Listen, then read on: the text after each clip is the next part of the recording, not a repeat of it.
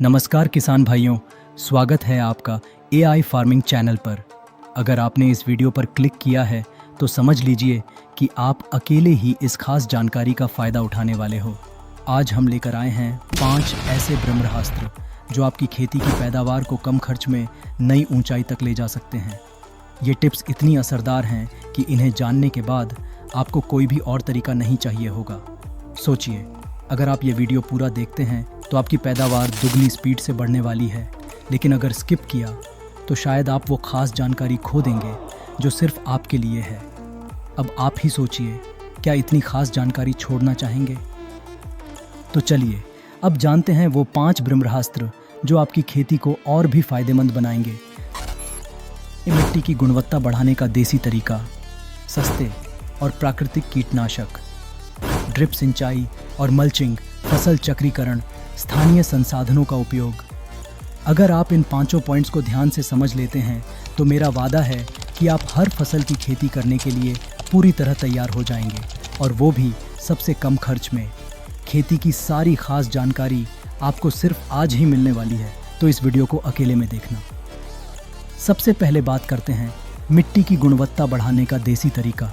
क्या आप जानते हैं कि घर के किचन का कचरा आपकी मिट्टी को पोषक बना सकता है? इससे आपकी फसल में ज़्यादा पोषण आएगा और खर्च भी बचेगा। अब सवाल ये उठता है कि इस जैविक खाद को तैयार कैसे करें? तो इसका सीधा सा जवाब है, मेरे इस वीडियो को जाकर देखिए, जो सिर्फ मेरे सब्सक्राइबर्स के लिए है। अगर आप भी देखना चाहते हैं तो मेरे चैनल पर जाकर देख सकते हैं और बिना खर्च के जैविक खाद बना सकते हैं। तो चलिए आपका कीमती समय बर्बाद किए बिना आगे बढ़ते हैं। अब बात करते हैं सस्ते और प्राकृतिक कीटनाशक कैसे बनाएं। क्या आप बिना महंगे केमिकल का उपयोग किए अपने खेत को कीटों से बचाना चाहते हैं?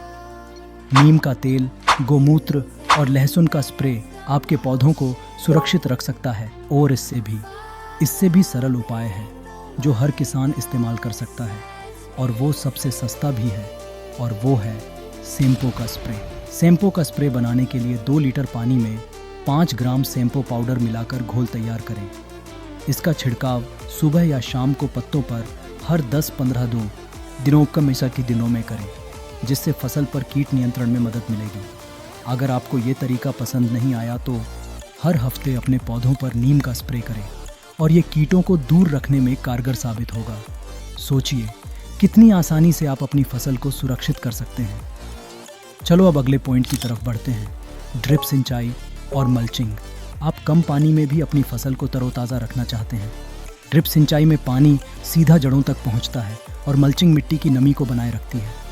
पानी और पोषक तत्वों को ड्रिपर लाइन नामक पाइपों के माध्यम से पूरे खेत में पहुंचाया जाता है, जिसमें छोटी इकाइयां होती हैं जिन्हें ड्रिपर्स कहा जाता है।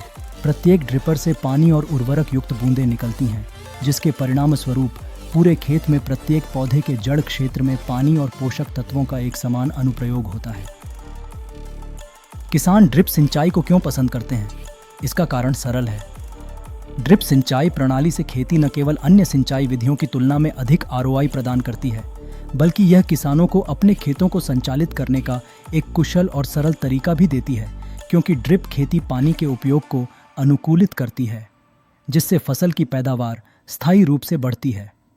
उच्चतर सुसंगत गुणवत्ता वाली पैदावार, पानी की भारी बचत, कोई वाष्पीकरण नहीं, कोई बहाव नहीं, कोई बर्बादी नहीं, 100% भूमि उपयोग। ड्रिप सिंचाई किसी भी स्थलाकृति और मिट्टी के प्रकार में समान रूप से होती है। ऊर्जा बचत, ड्रिप सिंचाई प्रणाली कम दबाव पर काम करती है।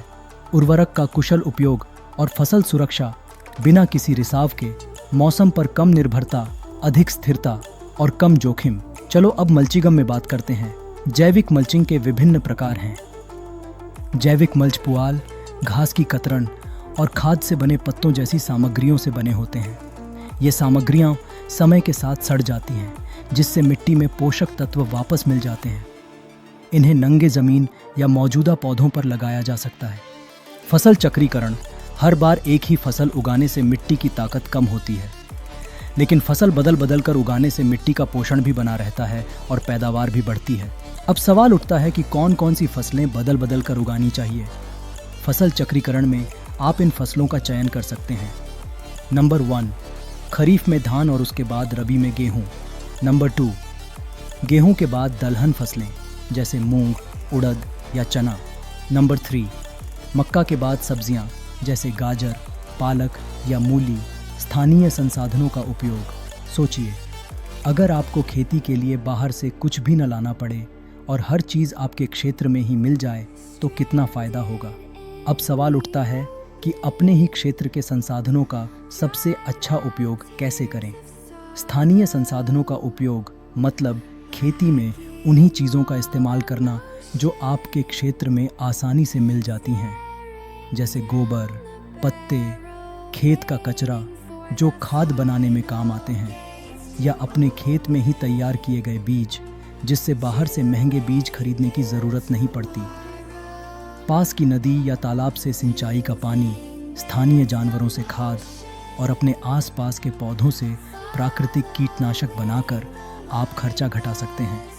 इससे न केवल लागत कम होती है बल्कि खेती टिकाऊ और अधिक लाभदायक भी बनती है।